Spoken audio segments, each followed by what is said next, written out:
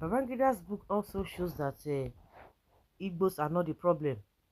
It is sad that he kept quiet all these years, watching the Igbos be marginalized for a crime they didn't commit. That is wicked.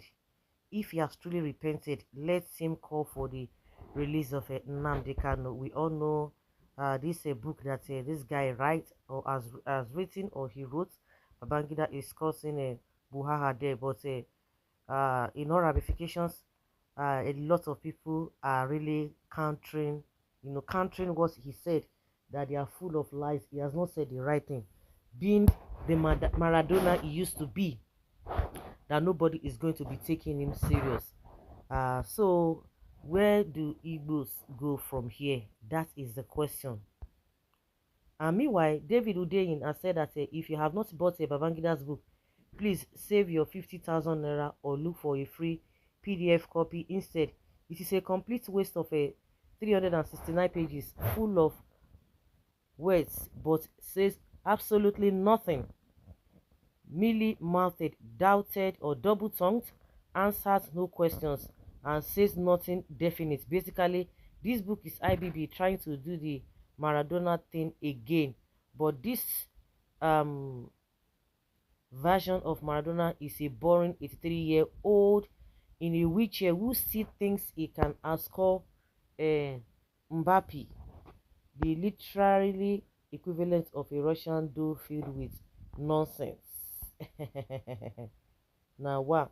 Well, somebody is responding to David Udeyin on this statement he made that, bro, this your narrative is not even very correct. The aspect of a 66 coup was very necessary, even though the information has been on public view. A first-hand evidence is needed just to add voice against these lies that has affected an average Igbo man propagated by some tribes. But this person who said this again is being countered by David Udein. David said, but immediately after saying it was not an Igbo coup, he contradicted himself. Says Babangida contradicted himself literally in the next line by saying that it took on an ethnic coloration. So he neither accused nor defended anybody. He just spoke lots of English and said absolutely nothing. Yeah. Um, he said something here because he said it was not an ethnic stuff, which of course a lot of people have been talking about that. 1966 school, it's all about this, it's all about that, and no matter how the people tried to defend themselves, the more they were hated on, and they are still hated on.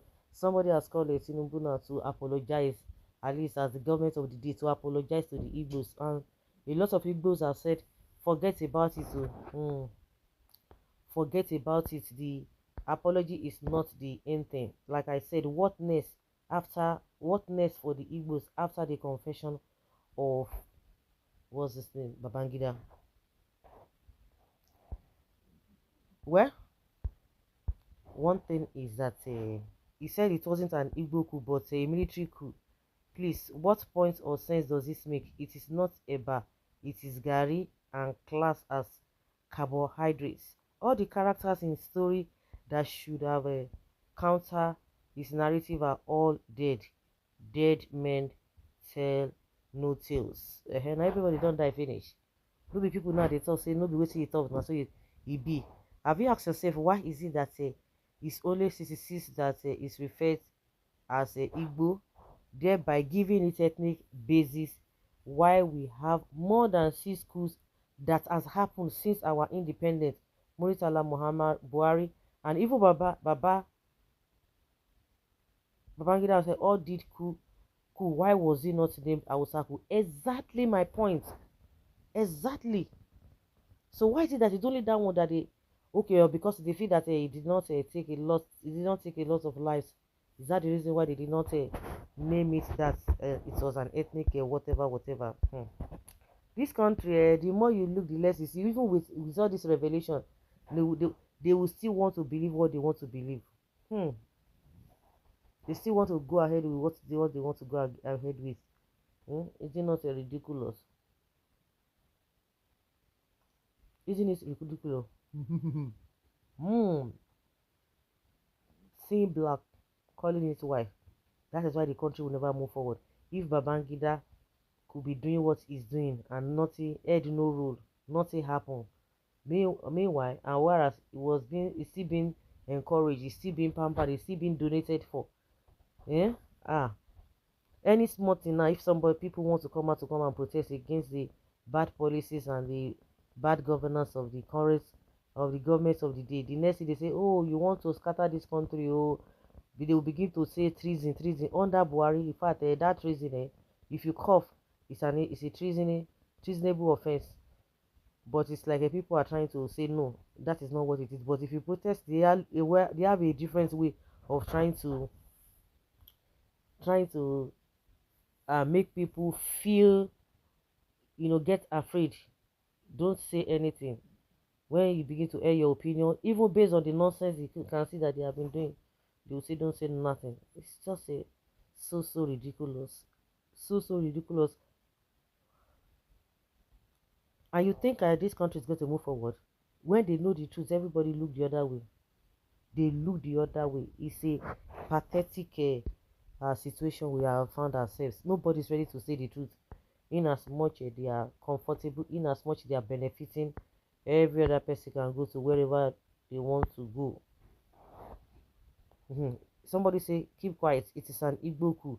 When does IBB become a verifiable source? Because he said it means it is correct. You people love to be deceived.